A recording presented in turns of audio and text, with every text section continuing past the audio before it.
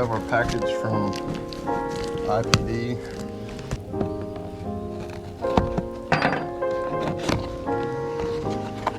little different.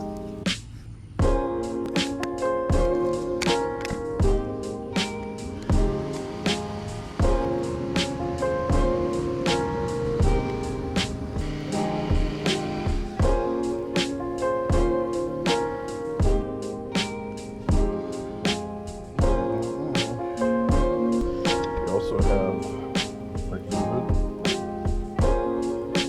power steering fluid, and stop leak. Got about Summit.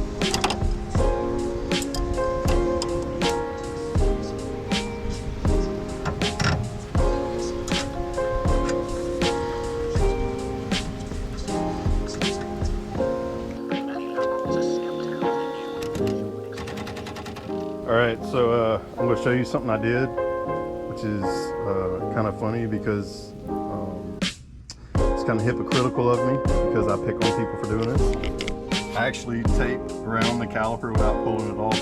I have made fun of people for doing that. I'm guilty, but I did it this time because, well, those calipers aren't going to last very long.